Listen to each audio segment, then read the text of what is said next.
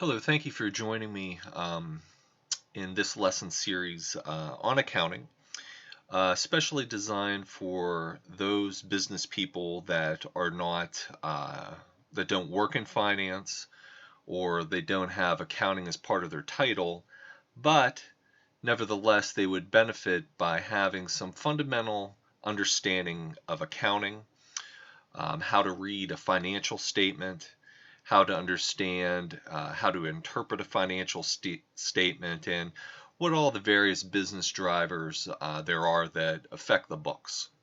So if you are a CPA or somebody who works in finance, much of this material is going to be elementary, and it's not really going to be the video for you. But if you're maybe a operations manager, maybe you're a student that's moving into the workforce and is just looking to freshen up a bit from your Accounting 101 class, this might be useful to you, so I hope it is. So what we're going to start off with here today, if I get the slide to work, why is it important to understand the basics of accounting? And these are kind of the reasons. It's useful to understand again what all the business drivers that affect the business's bottom line. Okay, by understanding how to read a income statement, by understanding how to read a balance sheet report, you're going to be able to make smarter and better informed business decisions. And this type of knowledge, it certainly can't hurt you when you're dealing with, other managers within the organization. It's important for all of us to be well-rounded, and having an understanding of the basics of accounting definitely is useful in business. Okay, so in this lesson series, we're going to be learning some different things. One of the things that we're going to learn about is the various financial statements that are commonly in play within many organizations. We're going to take a detailed look at all the various business transactions that take place in a distribution or a service industry or a manufacturing company, and how these different transactions that take place in the sales order fulfillment cycle or the purchasing fulfillment cycle, how that all affects our books. We're going to take a look at the various accounts. We're going to take a look at what these accounts mean and how a balance in a particular account, what that really speaks to, as it relates to what's going on within the organizations. And finally, we're also going to take a look at important terms and expressions that you'll oftentimes hear in business meetings or around the water cooler. Okay. So that all being said, starting off here, here are the probably most commonly used financial statements. And again, this is just a basic list. Depending upon your organization, they'll have a different take on how the management team wants to see the books. But fundamentally, these are the primary statements at play. You're going to have a balance sheet. The balance sheet's going to house all your asset, liability, and equity accounts. And we're going to talk more about these various types of account categories and account classes throughout the course of the lesson here. We're going to take a look at the income statement. Sometimes this is referred to as the profit and loss statement, which contains all your revenue and cost of goods and operating expense accounts. We're going to take a look at a cash flow statement. We'll take a look at an owner's equity statement. And we'll also talk a little bit about budgeting and forecasting reports that you might commonly see. Okay. So just starting, with the basic fundamentals, we're going to start off taking a look or trying to just answer the question of, well, what are accounts? Okay, so whenever you are reading a financial statement, basically all the different charges that take place throughout the course of accounting period are going to be captured in GL accounts. Okay, maybe sometimes when you're reading the financial statements, they're going to be translated into what their respective descriptions are. But fundamentally, all your activities are captured in accounts. Okay. And these accounts are oftentimes grouped up in the following manner. Okay, now this is the convention that we'll oftentimes, in terms of account groupings, oftentimes see here in the United States. If you're in Europe or overseas, they'll probably have a different take on how they wish for the accounts to be categorized together. But in the United States, you might have some type of small variation on it, but fundamentally, these are going to be how you're going to see the accounts being grouped. Okay, so starting, we have the asset accounts. Okay, so the assets are part of the balance sheet. And basically, assets are anything tangible or intangible that make up, the value of the business. Okay, you're going to have, some examples of asset accounts would include cash, accounts receivable, inventory, prepaid expenses, your fixed assets. Those are all going to be in the assets sections on our statement. The next primary grouping is the liabilities section. Okay, so this is also a group that appears on the balance sheet. Okay, so liability accounts are basically all the accounts that make up the outstanding debt for the organization. So oftentimes, much like the assets, the liabilities are going to be grouped into current liabilities and long-term liabilities. So basically, the current liabilities being any liability that the organization foresees retiring within the course of the fiscal year. Long-term liabilities are debts that are going to span multiple fiscal years. Okay, so common examples of liabilities would include accounts payable. Other examples would be, your accrued expenses. Would be some examples of short-term liabilities or current liabilities. Then you might have something like, notes payable or a bank note that you're going to be repaying over the course of many years. That would be also a liability, but oftentimes categorized as a long-term liability. Okay. The next section of accounts is going to be your equity accounts. So the equity, that's also a balance sheet account. And basically the equity accounts represent the owner or owners' stake in the business. Okay.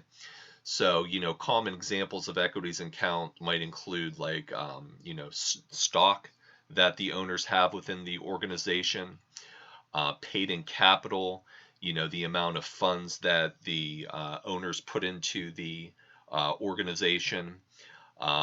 Another common equity account is your retained earnings. So that's going to be kind of your year-over-year profitability that you earn within the organization. Those are all examples of equity. Okay.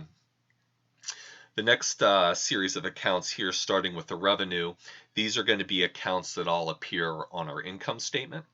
Okay, so starting off with the revenue accounts, these are going to be, basically any account that's associated with the selling activity within the organization.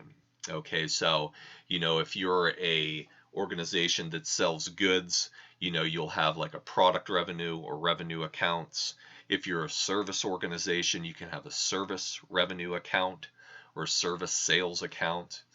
Other examples of revenue accounts might be revenue accounts to capture the freight charges that you're billing onto your clients, or revenue accounts that you charge your clients for shipping and handling or expedite charges.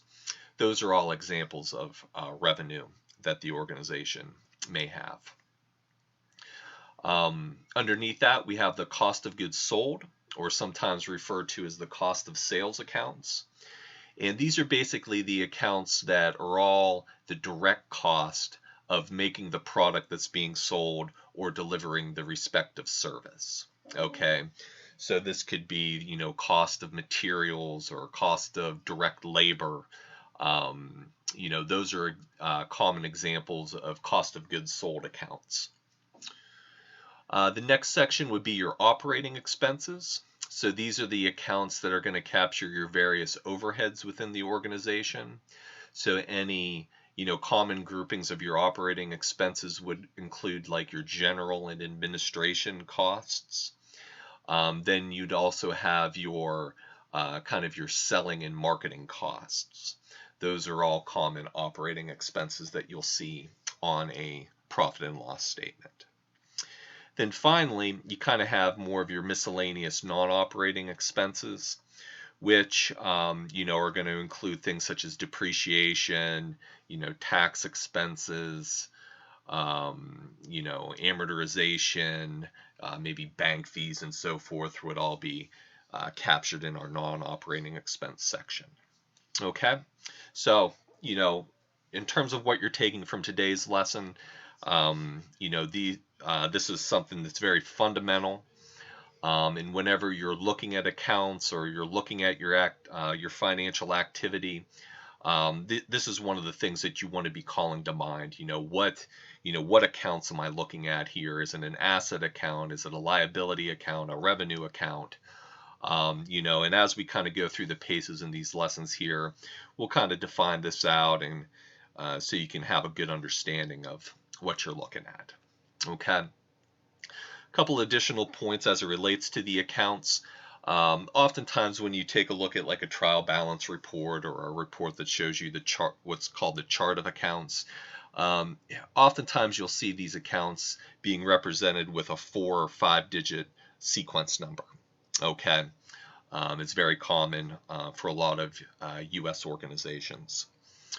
Then another note as it relates to the GL accounts, and we're going to take a look at another slide that addresses this, is many times these accounts are going to be segmented, okay, to represent different subclassifications within a given account.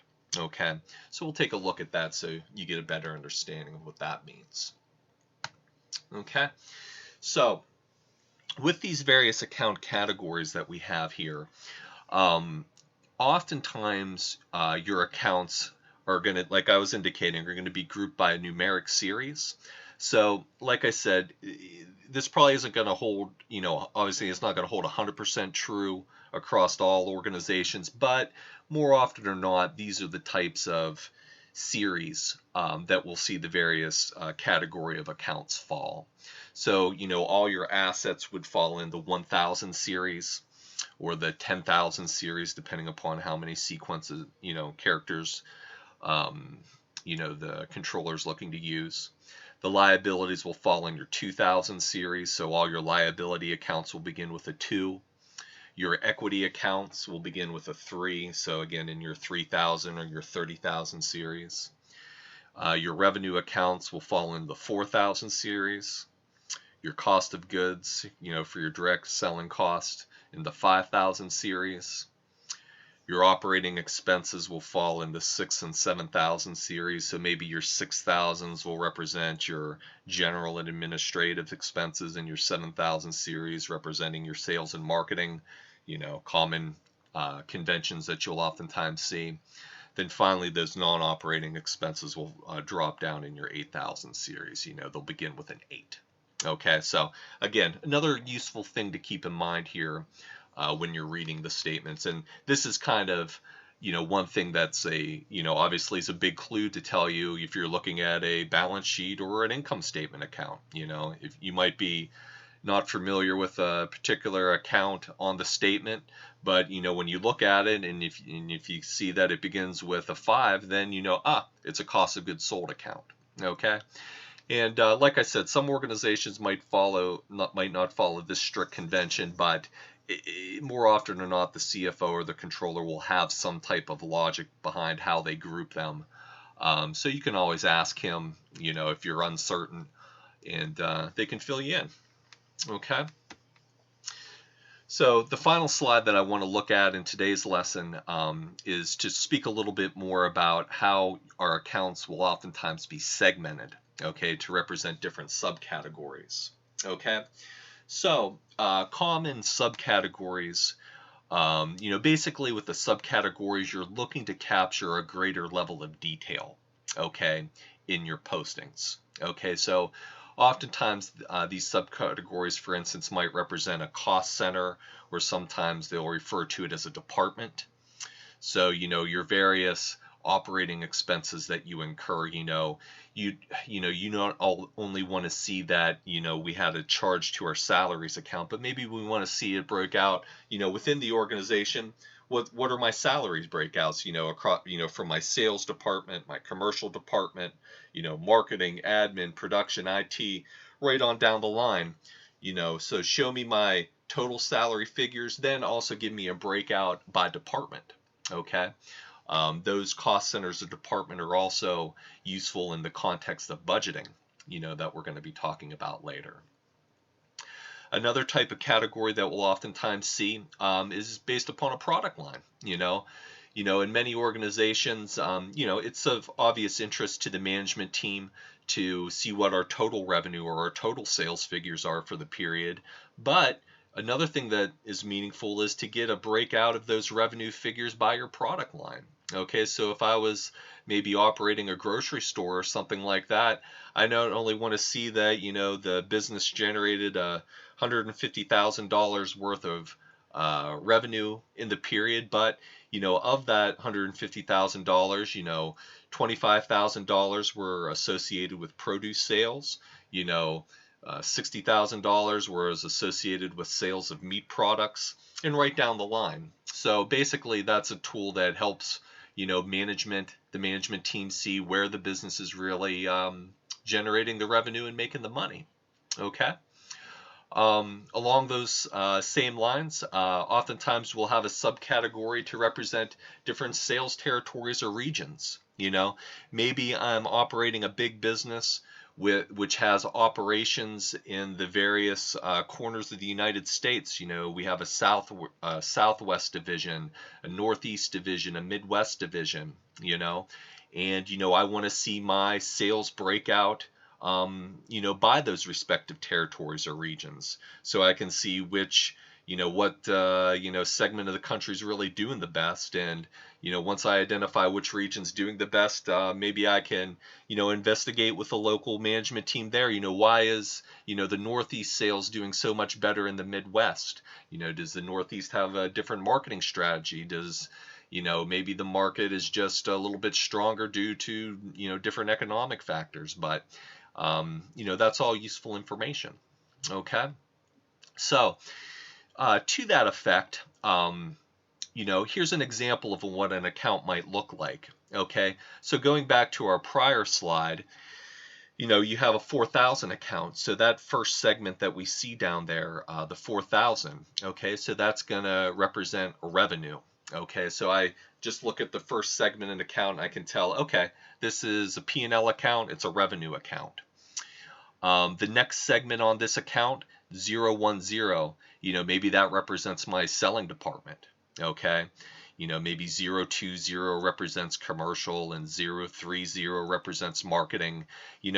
That's all very common conventions. For those different segments, oftentimes they'll be designated with a numeric code. Okay. The next segment, the 025, that could represent a particular product line. Okay, maybe it could represent, the meats. Okay, then finally the 02 could represent the Midwest territory. Okay, so when I look at this account structure here, I'm basically just reading it kind of segment by segment, chunk by chunk. So, so this is telling me whatever activity I have booked in 4,000, 010, 025, 02 represents, revenue generated by the sales department of produce in the Midwest territory. So basically, when you take a look at the chart of accounts, you'll basically have each and every different permutation that would be a possibility for this account. Okay, so those are the basics behind accounts. And that's where we're going to leave off with in today's lesson. Tune back in tomorrow, and we're going to take the next step in the series and take a look at what we call the general ledger. So Please subscribe and like if this is of value to you, and I hope you tune in again. Thanks a lot.